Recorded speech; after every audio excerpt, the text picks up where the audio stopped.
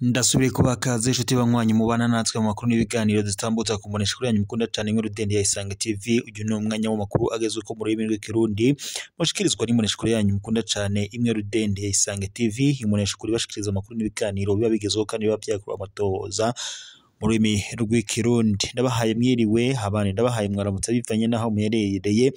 Iri ni iteka n'umunezero ntangere by'usubira kubaha yambu mwanywanyi ba Isange TV. Imbonesha kuri imwe rudende bashikiriza amakuru n'ibiganiro biba bigezweho kandi biba byakuba amatohoza mu bisata bitandukanye. Reka ndakwibutsa fyonde sabone ndetse na partage kugira uzura bu wa mbere kubona amakuru n'ibiganiro tubandanya gushikiriza kuri imbonesha kuri yanyu mukunda cyane imwe rudende ya Isange TV.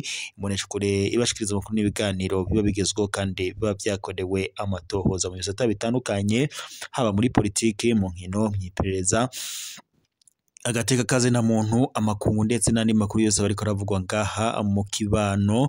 Ndabakengurukiye rero mwese mudukurikira muri mu micungararo igize igihugu cyacu c'u Burundi.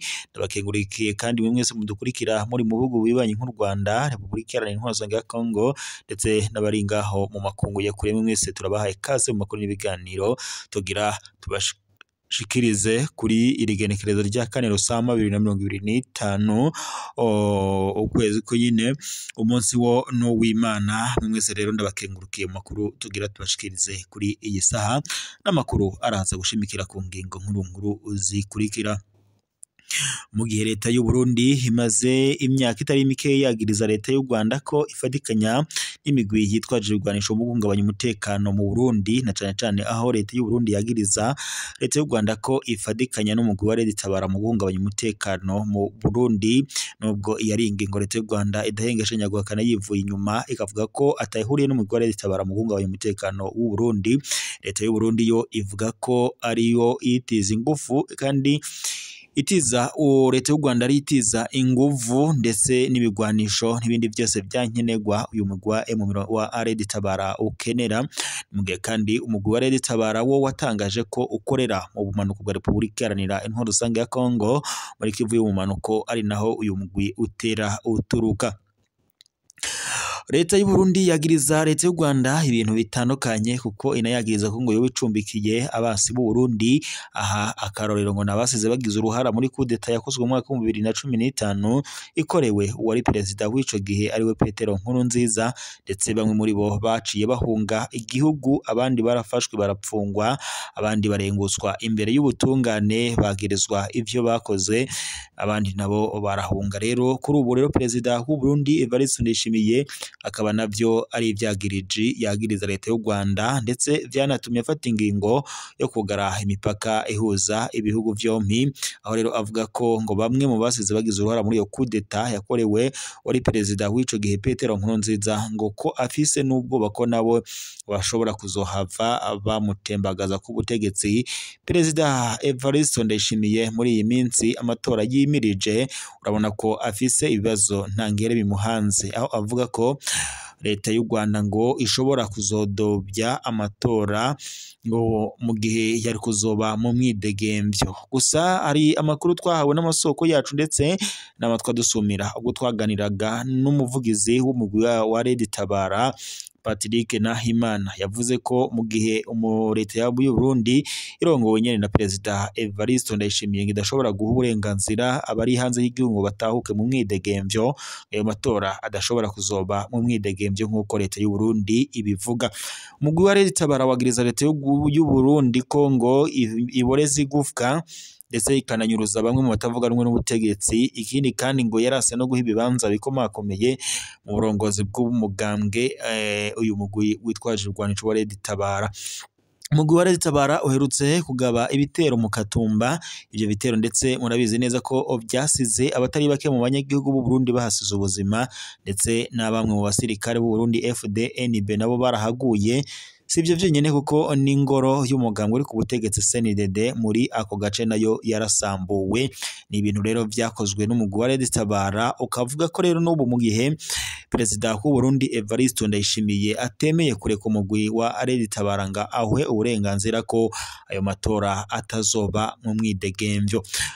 nkuko twabivugaga rero ubwo perezida w'u Burundi Evariste Ndayishimiye yagiriza u Rwanda ko rufatikanya n'abagize uruhara muri kudeta, akarero kambere atanga nuwo ozwi nka General Godefroid Niyombare, aho avuga ko ari we yakoze kudeta mu mwaka wa 2015 ayikoreye wari perezida w'ico gihe Petero Nkurunziza. Kuri ubu rero perezida Evariste Ndayishimiye n'ubundi akaba ahagaritse umutima ko Godefroid Niyombare ashobora kuzotembagaza ubutegetsi bw'u Burundi ndetse agaca afata ingoma y'u Burundi, mu gihe perezida Evariste Ndayishimiye afise ubwoba ntangere. Abanyagihugu bo baripfuza ko uyu mugabo Godefroid Niyombare yogaruka mu gihugu ngo agatera iteka Abarundi, kuko intwaro ya perezida Evariste Ndayishimiye yapfukamye abanyagihugu mu nda ndetse ngo yanababoheye amaboko imugongo. Kuri ubu rero bakaba bafise ishavu ntangere ko kuba bipfuza ko perezida Evariste Ndayishimiye yobogozwa, maze ngo hakaboneka indi ndongozi yoshikana abanyagihugu b'u Burundi kumbona kazoza y'igihugu cifashe mu mwaka wa 2040 kandi giteye imbere mu mwaka wa 2060. Kuri ubu rero leta y'u Rwanda isohoye itangazo igabisha leta y'u Burundi, ni itangazo ryihuta cyane nkuko tuje kuvyumva nyene muraza kuvyumva ibikubiye muri iryo tangazo. Reka n'ubundi kandi tubandanirize amakuru kubiriko biravugwa mu Burundi muri Parseme. Urongoye Parseme Faustin Ndikumana aridoga avuga impamvu, akibaza impamvu igitoro kibandanya kuba ibuye umuzi wibuye ngaha mu gihugu c'u Burundi. Agira ati kubera iki igitoro c'amagendu kidahera ngaha mu gihugu cacu c'u Burundi? Ayo masoko yabinjiza igitoro afise bande? Ivyo vyo kuvuga ngo isoko ihawe kanaka n'ivyiki? Kubera iki batareka n'abandi babishaka bakacinjiza? Ivyo ni ibibazo Faustin Ndikumana arongoye ishirahamwe ryishinze gukangurira Abarundi guhindura ingendo Parseme ibaza kubijanye n'ikena ry'igitoro ngaha mu Burundi. Hari kuri uyu wa kabiri Rusama 2025 Bujumbura mu kiganiro yahaye abamenyesha amakuru, nayo zimwe mu nyishu zitangwa na Parseme ni zikurikira. Icambere ni mu gihe leta itashoboye kuzana igitoro gikwiye ngo yoreka ababishoboye bakakizana.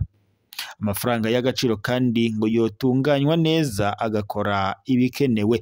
Ica gatatu guhagarika ivyo guha isoko abinjiza igitoro yisunzwe ka mwana wa mama. Ica kane ngo kubera ababishoboye kureka ababishoboye bose bakakinjiza biciye mu mategeko, bakariha n'amakori nkuko n'ibindi bidandazwa byinjira. Uyu Faustin Ndikumana avuga ko umuntu umuhaye ilitiro 20 z'igitoro ku wa mbere akarindirira izindi 20 ku wundi wa mbere afise ibintu byo gukora ngo yobikora gute?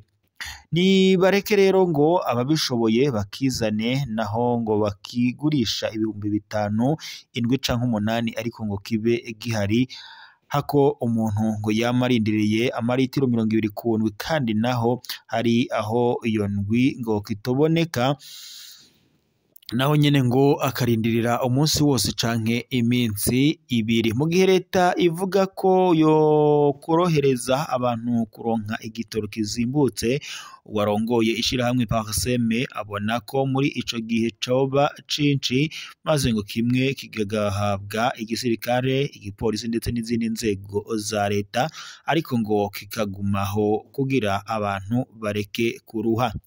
Faustin Ndikumana harongoye ishirahamwe Parseme yibutsa ko abantu benshi ngo batakaza umwanya wabo barindiriye amaritiro 20 y'igitoro y'igitoro bahabwa rimwe mu ndwi, ngaho ni iyo bagiriwe amahirwe yo kukironka. Iyo ngo igitoro gishitse mw'ijoro amatariki yamaze kurengana, umunsi umuntu anywesherezaho ngo bisaba ko aca arindirira iyindi ndwi, nayo ngo bisivye kubera cabuze uca urindira indwi 2. Ivyo rero ni ivyashikirijwe na Faustin Ndikumana arongoye ishirahamwe Parsem ngaha mu Burundi. Reka rero dushozerere ngaha amakuru yacu, turaza gusubira amakuru araza kubagezwe ko n'amakuru mwashikirizwaga n'imbonesha kuri yanyu mukunda cyane imwe Rudende ya Isange TV.